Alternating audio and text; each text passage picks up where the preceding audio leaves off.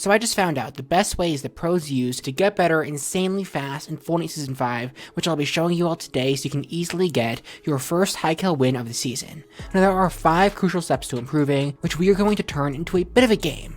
Keep track of which of these steps you do. If you have only done 1 or less of these things, then you're kind of a noob default skin. And if you've done 2 to 3 of these things, then you're a mediocre item shop skin, which is, not the best, but definitely alright. And then if you've done 4 of these things, then you're an experienced tier 100 battle pass skin. And if you've done all 5 of these things, then you're a Fortnite Pro exclusive skin. I'm talking the Galaxy skin, the iconic skin, all the best skins you can imagine. That would be you. At the end of the video, be sure to let me know which of these you get in the comments, and I'll try my best to respond to all you guys. Now starting off, let's begin with a pretty basic strategy for new players, and this is to practice your aim. I actually discovered the most overpowered mode for doing this in, which I'm going to show you now. Though of course, keep in mind, if you want to learn how to get better at Fortnite fast, win in Fortnite, and improve at all sorts of Fortnite things, be sure to subscribe with notifications. We're approaching our goal of 50,000, and the vast majority of you all aren't subscribed, and if you all did subscribe, we could actually hit 50,000 right this very second, so, please subscribe, I'd really appreciate it a lot. Alright, we're actually in this pretty cool creative lobby right now, because I'm going to show you the best game to go into is. Now you may notice there are a bunch of random people in this lobby.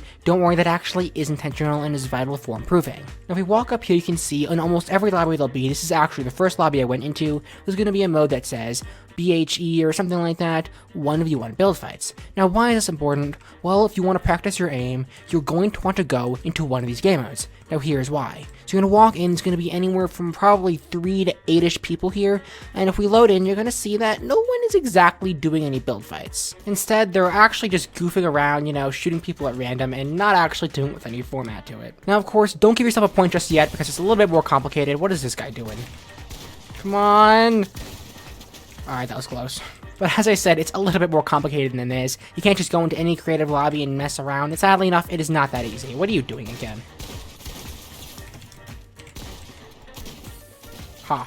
Here's the deal. There are players absolutely everywhere. Also, you may notice there are shops shooting at me, seriously, but there are a bunch of different guns. So let's say I'm not very good with the charged shotgun, for example. I think they removed it from the game, but let's use this anyway. If I want to improve the charged shotgun, all I have to do is grab it and walk over to players like this guy who seems to be pretty good, and I can practice my aim and practice hitting players with it. There are players everywhere and it's absolutely hectic, but that is actually really important because in a regular game, you're only going to get into a fight like this every 2 or 3 minutes. But in this, you can get a new fight like this every 5-10 seconds, and if you die, you just respawn like what you saw right there. You don't need to worry about going back into another game and waiting like 10 years to load in and landing at a location and looting up to even find a charged shotgun, even though it's not really in the game. So I think you can get the point. This is pretty overpowered.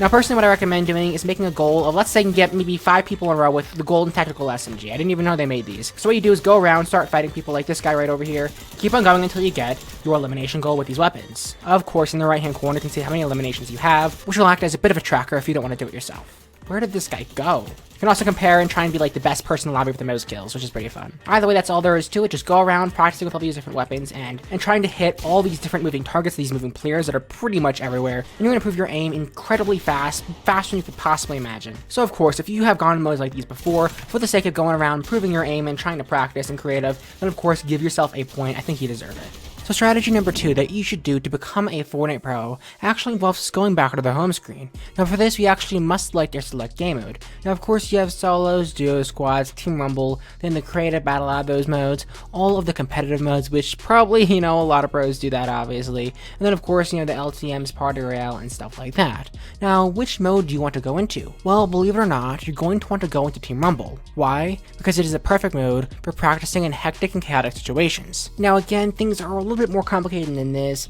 There are some very specific things you need to do in Team Rumble, so in order to get that point, make sure that you're doing this to maximize the amount that you can improve, because I hate to break it to you, but if you're just doing Team Rumble at random, messing around, you're probably doing it wrong. Alright, now starting off in the game, you're gonna wait 4, 3, 2, 1, and then bam, the storm is announced. Oh, come on, it is really far away.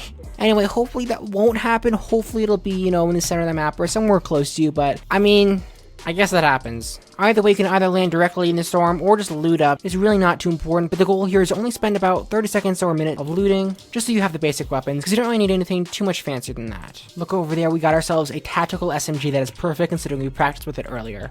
But of course, you don't need to have the same guns you practiced with earlier, because the point here is actually not to practice your aim, but to practice something a whole lot different than that. Anyway, once you have all the basic loot and stuff, you don't really need anything too fancy. You're just gonna build up, casually go for a walk and build up. And now I bet you're wondering, Storm, we're so high in the air, what could we possibly be doing up here? Well, believe it or not, there's this amazing life hack in this game. Are you guys ready? All you have to do is walk up to the edge, and then jump off. Yep, you're gonna be falling like this, don't worry, and then boom, right there. I know, I can't believe it either. That is awesome. You're gonna respawn right in the center of the storm circle. It's like magical, it like teleports you.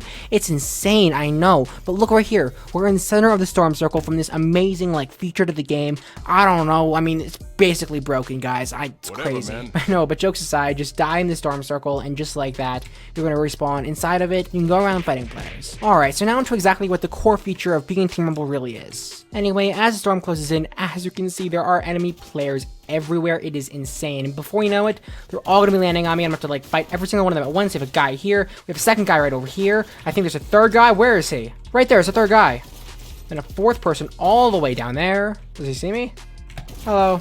But before you know it, the storm circle is going to be filled with a bunch of players coming here trying to kill you. Now your goal here, how long can you stay alive and how many kills can you get before you die?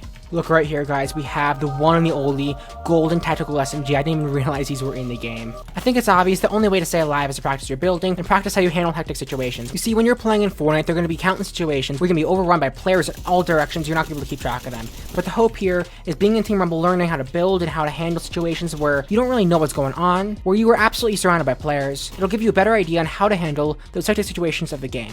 Plus, a lot of these people aren't the best players, so, if you want to get a couple of easy kills, it's definitely a good place to go to. Either way, if you have gone into a game of Team Rumble for the sake of improving and getting better at the game, then good job. I really think you deserve a point for this. Now on to the next step. Now again, for this step, we're actually back in creative, because this one is to practice your building. However, again, you must go into a very, very specific mode to do this. You can't just go into any mode and goof around and do whatever you want. You're probably not going to improve that much. And believe it or not, this mode is actually pretty popular, so it's not as simple as just playing game of this to get your point. I'm sorry, you're going to have to work a little bit harder for that. Now for this, you're actually going to want to go into a game of box fights. Now the reason for this is pretty simple, because as you can see, you can go from fight to fight to fight, round to round to round, in situations that reflect all about building. Now I know that you might be saying, oh Storm, this is only for like, box fights. These aren't actual regular fights. Obviously, if it's so important to you, you can message a friend or something and do a 1v1 build fight. But personally, I think box fights is amazing, because it focuses on the most important part of building. Because it's one thing if you can get the high ground the fastest, but it's another if you know how to edit, you know where to place builds, you know how to get around these builds, and you know how to take advantage of all that to eliminate another player. Because think about this, anytime you're losing a build fight in the game, you can always build a box around you and turn that fight into at least some sort of a box fight. So what I recommend you do is find a couple of friends down in the comments. Of course, to help you all out, I'll be hearting all the comments that I see of those who are looking for friends to play with, and then obviously do a game of box fights with them. Trust me, you will not regret it. A couple months back, personally, I did this with some friends of mine, and honestly, I improved an incredible amount with my building. I possibly had some of the most improvement there that I've ever had in my years of playing this game. So trust me guys, you're not going to regret it, and if you have done this, if you have gone into a game of box fights or anything like that, for the sake of improving your building and practicing your edits and everything like that, then you definitely deserve a point. Alright, so on to our strategy number 4. Now the thing about this is in many ways it is very similar to the last strategy. Now why is that? Well, for one, for this, we must practice the endgame. And no, I am not talking about the movie, that it was a pretty great movie, Avengers Endgame, and a pretty cool Fortnite event, but seriously, we're going to practice the other endgame. This has been when you're playing Fortnite for 15-20 minutes, and you're nervous, your palms are sweaty, knees weak, arms are heavy, and you're panicking because you're about to get that win, but in front of you in that win, there are still a couple of players, the zone's closing in on you, you gotta build everywhere, and you're panicked. What do you do? Well, most players, you probably don't have too much experience in the endgame, because if you're like me, you're gonna land in the first place the bus flies over, and then, kind of immediately die. And so it's probably rare that most players even get to the endgame. And so what do you do?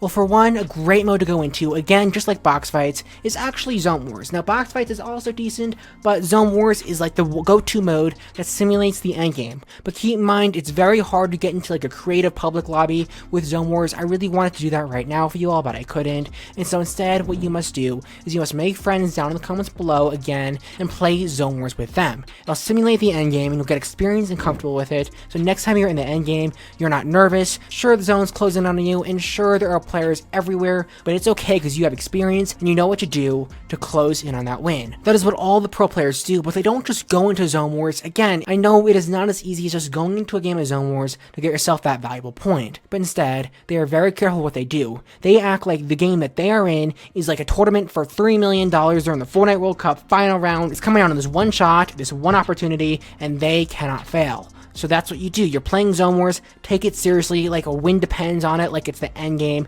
and practice. And if you do this, you'll get comfortable enough with the end game, so next time you're in the end game in a game, you'll have an advantage against everyone else, because you're going to have experience that they don't have. So of course, give yourself a point if you've done that before, you've gone into Zone Wars, and focus on improving your aim, building, everything we've covered so far, to make sure you're able to get that win while you're in the end game. But keep in mind, all this stuff that we covered in this video, it's pretty important, but none of it matters if you can't do the final and fifth step that we're going to cover right now.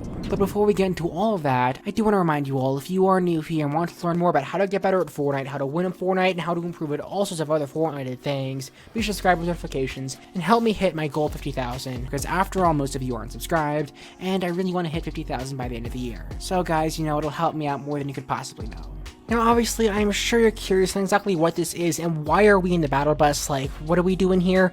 Well, the answer here is to kind of just go into a regular game, but no, it's a bit more complicated than that. Obviously, you don't get the point if you've just played a game of Fortnite before. It's a little bit more complicated than that. There is something very specific that you do have to do. You may wonder exactly why you're landing at Misty Meadows. Now this part is actually pretty crucial, and the reason is I don't know, is just the first place the bus flew over. I know you probably should not do that, so you know, if you want to get better at the game, land somewhere you know well. Don't just land the first place the bus flew over. It's probably not the best idea. By the way, more importantly, what you want to do is you want to be very careful about everything you do. Be intentional. Once again, pretend you are in the tournament. This is your one opportunity to get a win, to win $3 million at World Cup, whatever you want to tell yourself. But it's important. Act like this round is important, and you're going against the best players in the world.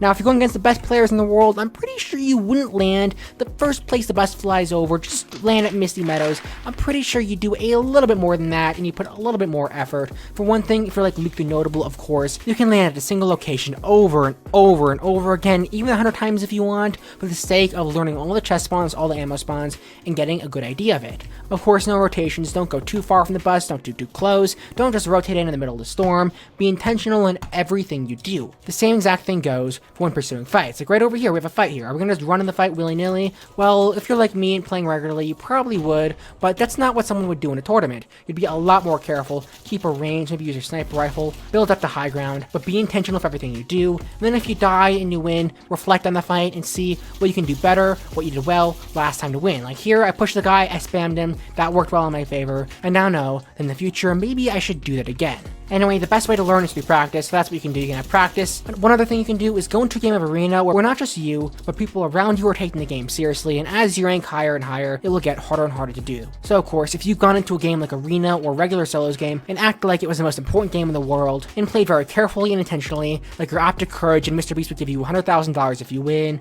well, you deserve a point right there. Now, how many points did you get? I would love to know what skin you are, how many points you got, down in the comments below. I can't wait to read through them all. And I'm dead. Oh yeah, guys, and if I helped you out, click down here to learn how to level up incredibly fast this season. Trust me, guys, it is actually pretty insane. But as all I have for now, and I'll see you all later.